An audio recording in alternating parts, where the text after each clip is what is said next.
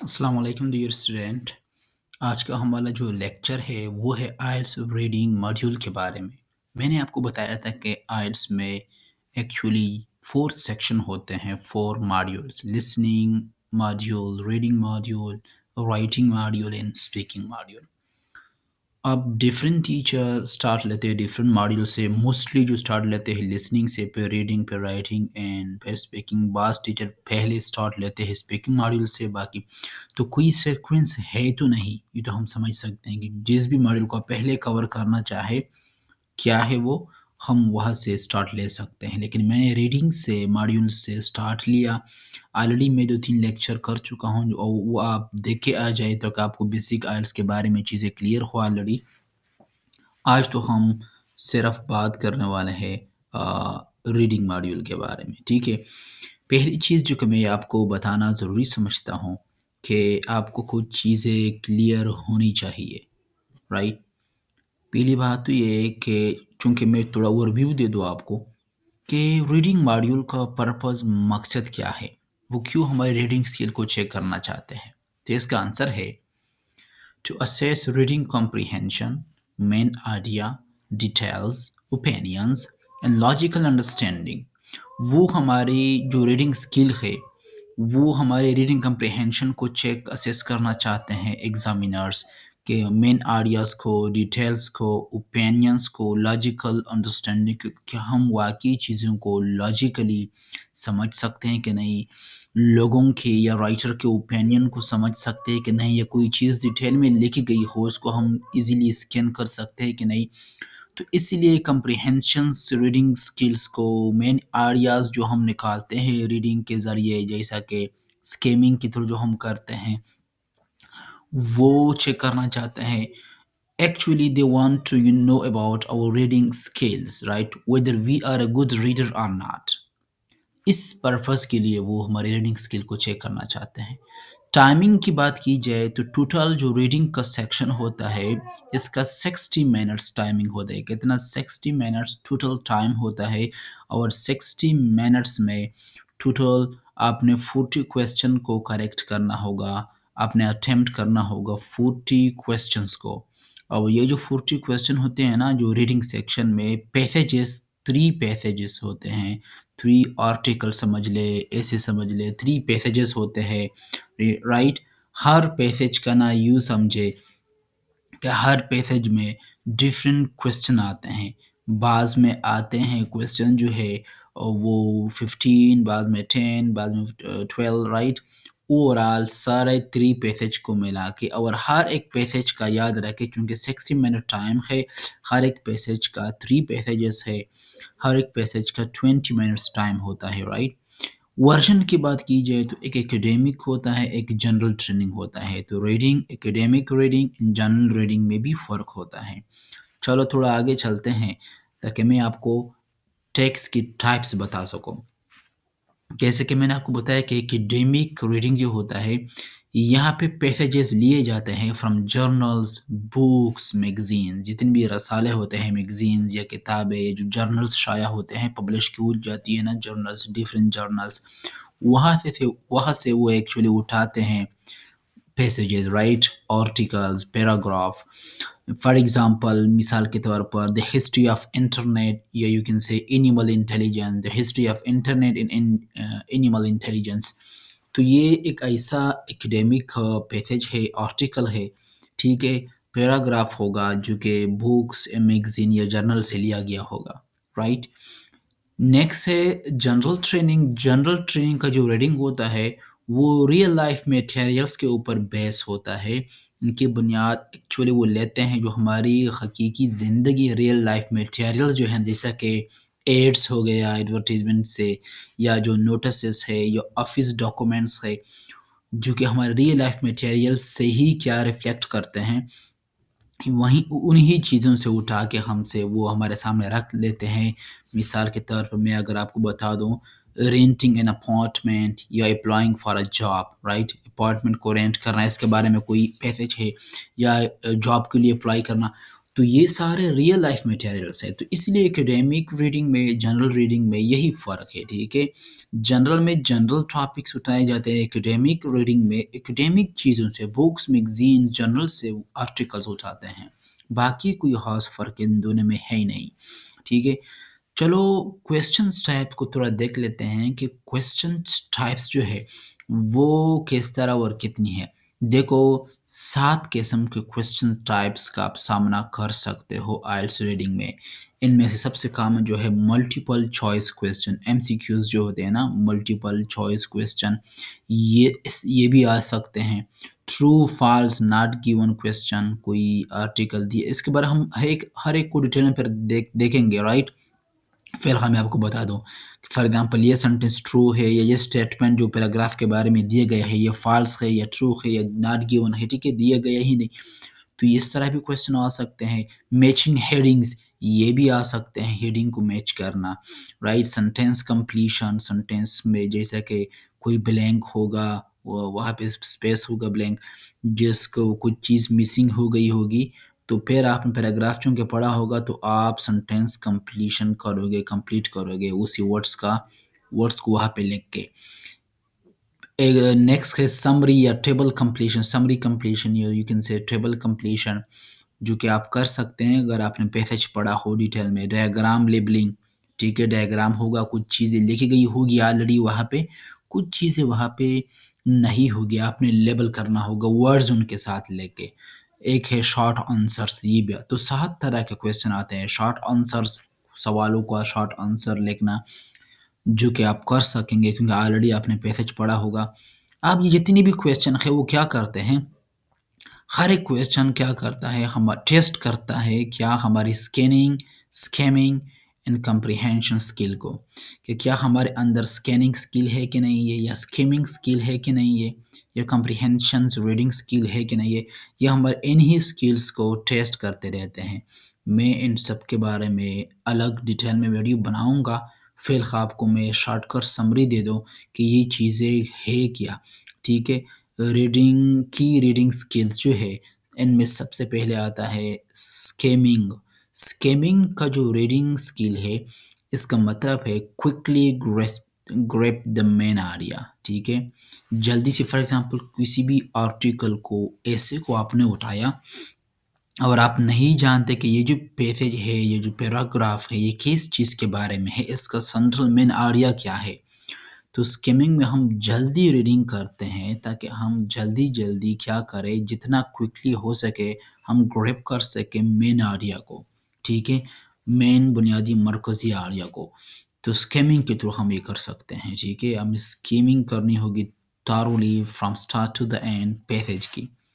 दूसरा है स्कैनिंग, नाम से वाज़ह है स्कैन करना किसी चीज़ को, और स्कैन हम करते हैं फाइंडिंग स्पेसिफिक इन्फॉर्मेशन, एक ख़ास किस्म की इन्फॉर्मेशन को पैसेज या आर्टिकल के अंदर ढूँढना। कोई भी पैराग्राफ है, आप चाहते हैं कि मैं कोई ख़ास फैक्ट्स, किसी भी शख़्स का नाम या डेट वग़ैरह, ठीक है? ये कोई लोकेशन में उसके नेम में जल्दी फाइंड कर दो, तो आपने क्या करना है, टाइम को वेस्ट नहीं करना है। पूरा पैराग्राफ पढ़ने की कोई ज़रूरत नहीं है, टाइ ना ही पूरा पैसेज पढ़ने की आपने जल्दी से thoroughly स्कैन करना होगा पूरी रीडिंग को, जल्दी-जल्दी, सिर्फ़ इसके ऊपर देख-देख के, ताकि आप स्पेसिफिक इन्फॉर्मेशन को फाइंड कर सको जो कि आपको चाहिए। फिर है रिकॉग्नाइज फ्रेजेस। रिकॉग्नाइज फ्रेजेस का मतलब यह है to increase in population, right?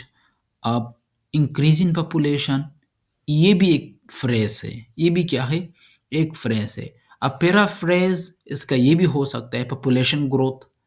तो आपने पैराफ्रेजेस को रिकॉग्नाइज करना है। रिकॉग्नाइज इसलिए करना है कि शायद आपको पैसेज में इस तरह दिखाई दे, इंक्रीज इन पॉपुलेशन, लेकिन क्वेश्चन में आपको जो वर्ड्स मिल जाए उसकी पैराफ्रेजिंग इस तरह हुई हो दूसरे अल्फाज में, सेम चीज़ दूसरे सेम अल्फाज में थोड़ा डिफरेंट एंगल से एक्सप्लेन किया गया, लेकिन दोनों का मतलब सेम है, पॉपुलेशन ग्रोथ या इंक्रीज इन पॉपुलेशन। तो सिनोनिम को आपने समझना होगा, अपने पैराफ्रेजिंग स्किल को भी डेवलप करना होगा, ठीक है? नेक्स्ट चीज़ है मैनेज टाइम। टाइम मैनेजमेंट बहुत मैटर करता है आइल्स में, क्योंकि 20 मिनट्स आपके पास होते हैं पर पैसेज के लिए। 3 पैसेज होते हैं, पर पैसेज आपके पास 20 मिनट्स होते हैं, यानी 60 मिनट्स का अब ओवरऑल आपका रीडिंग मॉड्यूल का टेस्ट होता है, जो कि आपने बहुत ख्याल रखना है इसी टाइम का। नेक्स्ट चीज़ है gas unknown words wear contacts. ये चीज़ इसलिए इम्पोर्टेंट है कि बाज़ लोगों को कुछ ऐसे अननोन वर्ड्स आ जाते हैं जिसको वो नहीं जानते, अननोन वर्ड्स उसके लिए होते हैं और वो वहाँ पे सोचते रहते हैं उसी वर्ड्स के मीनिंग के बारे में।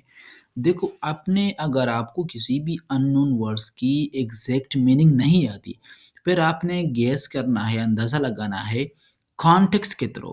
पूरे पैसेज चूँकि आप पढ़ के आए हो ना, तो उसी पैसेज के साथ आप रिलेट करके आप कॉन्टेक्स्ट के थ्रू उसका मीनिंग क्या करोगे, अननोन वर्ड्स के मीनिंग क्या करोगे, आप निकालोगे। ठीक है? तो इस तरह आपके लिए बहुत ईज़ी होगा, आप कर पाओगे। स्कोरिंग सिस्टम बहुत इम्पोर्टेंट है। स्कोरिंग सिस्टम मैंने पहले भी इसके बारे में थोड़ा बहुत आपको बताया था, लेकिन ये जो स्कोरिंग सिस्टम की मैं बात कर रहा हूँ, ये स्पेसिफिकली रीडिंग मॉड्यूल का स्कोरिंग सिस्टम है, जिसका मतलब है कि हम सब जानते हैं कि इसके रीडिंग मॉड्यूल का 60 मिनट टाइम होता है और 40 क्वेश्चन इसमें होते हैं, total 40 question. Each correct answer is equal to 1 mark. अगर 40 में से अगर आपने हर एक जो सही आंसर होता है, करेक्ट आंसर, वो हमारे 1 मार्क को, 1 मार्क को इंडिकेट करता है। किसी ने 5 आंसर करेक्ट किए, उसके 5 मार्क आएँगे। अब सवाल ये है, चूँकि हम तो आइल्स में स्कोर जो है, स्कोरिंग सिस्टम बैंड्स में किया जाता है। किसमें? बैंड्स में। तो हम किस तरह कन्वर्ट कर सकते हैं हमारे मार्क को बैंड में? तो ये बहुत ईज़ी है। जिसको 9 बैंड मिल जाए ना रीडिंग में, 9 बैंड, तो समझ लेना कि उसने 39 से लेकर 40 तक सारे के सारे क्वेश्चन करेक्ट किए होंगे, तभी जाके उसको मिले हैं 9 बैंड। इस तरह अगर आपने 35 टू 36 मार्क्स लिए 40 में से रीडिंग सेक्शन में, तो आपकी आएगी 8 बैंड। ठीक है? इस तरह अगर 30 टू 32 मार्क आपने लिए जो रीडिंग में से, तो आपको मिलेगी 7 बैंड्स। 23 टू 26, 23 टू 26 मार्क्स अगर आपने लिए, तो आपको 6 बैंड्स मिलेंगे। इस तरह 16 टू 19 अगर बैंड्स आपने लिए, तो आपको 5 बैंड्स मिलेंगे। तो इसलिए हमारी मार्क्स जो है उसको हम कन्वर्ट करते हैं फिर बैंड्स में, और हमारे बैंड्स की कन्वर्जन कुछ इस एंगल से होगी जो कि मैंने आपको बता दी। ठीक है? नेक्स्ट चीज़ें जो है, थोड़ा मैं क्वेश्चन के एग्जांपल दे दूँ। लेट्स सपोज़ एक पैसेज है जिसमें है solar energy is popular because it doesn't emit green house gases. Solar energy इसीलिए काफ़ी मशहूर है, पॉपुलर हुई क्योंकि ये ग्रीन हाउस गैसेस को खारिज नहीं करती। अब अगर क्वेश्चन आया solar energy harmful to the environment, true false या नॉट गिवन क्वेश्चन में से, तो क्या ये जो स्टेटमेंट है ये ट्रू होगा या फॉल्स होगा? Solar energy is harmful to the environment, क्योंकि आपने पढ़ा है कि ये ग्रीन हाउस गैसेस को खारिज नहीं करती, तो इसलिए पॉपुलर है, यानी ये क्या है, बेनिफिशियल है, इंपॉर्टेंट है, इसकी काफ़ी एडवांटेज है सोलर एनर्जी की। लेकिन यहाँ पे लिखा गया है हार्मफुल टू द एनवायरनमेंट, तो ये स्टेटमेंट क्या है, गलत है, फॉल्स है। ये स्टेटमेंट क्या है, फॉल्स है। इस तरह which energy source is compared, वाज़ेह सी बात है, फॉसिल फ्यूल्स। ठीक है? क्या है? Fossil fuels. फॉसिल जो फ्यूल्स होते हैं वही होते हैं एक्चुअली ग्रीन हाउस गैसेस को इमिट करते हैं। ठीक है? जो फॉसिल फ्यूल्स होते हैं, बाकी एनर्जी की जो यहाँ पे सोलर एनर्जी के साथ कंपेयर की गई है, कोई और तो हो ही नहीं सकती। तो इसीलिए आप ये गेस कर सकते हैं। एडवांटेज ऑफ सोलर एनर्जी क्या हो सकती है? Environmentally friendly. ठीक है?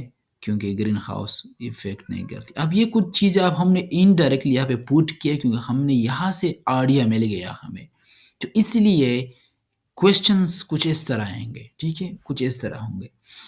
अब कुछ इम्पोर्टेंट टिप्स है हायर बैंड्स के लिए जो कि मैं आपके साथ शेयर करना अगर आप चाहते हैं कि रीडिंग में आप हाई बैंड्स ले लो, तो मेरे ये कुछ टिप्स अपने ज़हन में रख लीजिए। पहली बात तो ये, मैनेज योर टाइम वाइजली, क्योंकि आपके पास 20 मिनट्स पर पैसेज होता है, तो इसलिए इससे ज़्यादा 3 पैसेज होते हैं, 3 आर्टिकल, तो ज़्यादा टाइम आपने नहीं देना है हर एक को। 20 मिनट पर पैसेज, 3 पैसेज है, 60 मिनट का टाइम है, 40 क्वेश्चन आपने करेक्ट करना है, तो टाइम का बहुत ख्याल रखें। ज़्यादातर स्टूडेंट का जो मसला आता है टाइम मैनेजमेंट में आता है। सेकंड पॉइंट, टिप्स जो कि आपने याद रखनी है, डोंट ओवर रीड। ज़्यादा रीडिंग मत किया करो, ओवर रीडिंग मत किया करो, बल्कि इसके बजाय स्कीम एंड स्कैन किया करो। उन चीज़ों को scheme and scan, general idea लिया करो और स्पेसिफिक इन्फॉर्मेशन अगर आपको चाहिए तब आपने उसी को देखना है। इसलिए मैं स्टूडेंट को अक्सर कहते रहता हूँ कि पैसेज को पढ़ने से पहले क्वेश्चन पढ़ के वापस आया कर, क्वेश्चन पढ़ के ही रीडिंग स्टार्ट किया कर। सारे क्वेश्चन को पढ़ो, जो आपके क्वेश्चन आपके माइंड में होंगे ना, तब जब आप रीडिंग करोगे ना, तो वो वर्ड्स आपके माइंड को क्लिक करेंगे कि ये वहाँ पे इसके ऊपर क्वेश्चन बना था, राइट। थर्ड टिप्स जो मैं आपके साथ में शेयर करूँगा, स्पॉट कीवर्ड्स। अपनी कीवर्ड्स को स्पॉट आउट करना है, आपने वो देखना है, हाईलाइट करना है, क्योंकि कीवर्ड शायद क्वेश्चन में भी आ जाए, राइट। आप कीवर्ड्स के थ्रू पैराग्राफ को क्वेश्चन के साथ रिलेट कर पाओगे। 4 जो टिप्स आपने याद रखनी है, रिकॉग्नाइज पैराफ्रेजेस। ये इसलिए इम्पोर्टेंट है क्योंकि हो सकता है सेम चीज़ जो पैराग्राफ में है वहाँ क्वेश्चन में सेम चीज़ हो, लेकिन उसकी पैराफ्रेजिंग हो की गई हो, जो शायद आप समझोगे ये डिफरेंट चीज़ है, हालांकि एक ही चीज़ होगा, मीनिंग सब कुछ सेम होगा। तो लेकिन आपकी पैराफ्रेजिंग स्किल ना होने की वजह से आपसे गलती हो सकती है। Don't leave blanks. ब्लैंक्स को मत छोड़ा करो, ये बहुत ही नेगेटिव इफेक्ट डालता है आपके रीडिंग के ऊपर। जो सेंटेंस कंप्लीशन में हर एक ब्लैंक को फिल किया करो, चाहे गलत हो या सही हो। Use Cambridge IELTS official practice book from 10 to 19, right. अब तो 20 तक भी आ चुके हैं। तो कैम्ब्रिज हर साल बुक्स पब्लिश करता है, आइल्स बुक 1 से लेकर बुक 19 तक। तो मैं 1 से रिकमेंड नहीं करना, आप इतना सारे नहीं पढ़ सकते। सिर्फ प्रैक्टिस के लिए मैं आपको ये रिकमेंडेशन दे सकता हूँ, टाइम ज़्यादा हो तो 10 से लेकर 19 तक बुक ले ले। हर बुक के अंदर 4 टेस्ट होते हैं, कि कितने 4 टेस्ट, प्रीवियस टेस्ट, जो कि आपको प्रैक्टिस में बहुत हेल्प दे सकते हैं, और साथ में उनकी सोल्यूशन भी होती है। लेकिन अगर टाइम बहुत कम है तो सिर्फ 18 19 ये 2 बुक्स ले लो, इनसे प्रैक्टिस किया करो, ये भी आपको हेल्प देंगे। लास्ट टिप्स जो मैं आपके साथ शेयर करने वाला हूँ, read widely for speed and vocabulary, right. जितना वाइडली आप रीडिंग करोगे, जितना रीडिंग हैबिट वसी करोगे, राइट, आपकी स्पीड वोकैबुलरी बढ़ेगी, राइट। तो रीडिंग हैबिट्स अपनाओ, ये वो चीज़ें हैं, अगर आपने इन पर अमल किया तो हाई बैंड्स लेने से कोई आपको नहीं रोक सकता, right. This is my promise with all of you. अब चलो थोड़ा डिस्कस कर लेते हैं some common mistakes and their fixes, how we can fix all of them. The common mistake that actually mostly we are doing these mistakes, and what are those mistakes? Number one, reading every word. आपने आइल्स reading module में reading करते वक्त हर एक लफ्ज़ को नहीं read करना है, बल्कि पहले आप क्या करो, स्कीम करो। स्कीम करने से, स्कीमिंग जो रीडिंग स्किल है, इससे आपको जनरल आइडिया का पता चल जाएगा। फिर स्कैन करो। स्कैन यानी स्पेसिफिक इंफॉर्मेशन के लिए चीज़ों को, फैक्ट्स को ढूंढने की कोशिश करो, जो कि आपके एमसीक्यूज में है, वो बाद में क्या करो, स्कीम फर्स्ट, स्कैन लेटर। इसका सलूशन यही है। सेकंड मिस्टेक जो हम अमूमन करते हैं, ignoring word limit. Word limit को इग्नोर मत करो, वर्ड लिमिट काफ़ी मैटर करता है, राइट। इसके सलूशन ये है, follow no more than 3 words, right.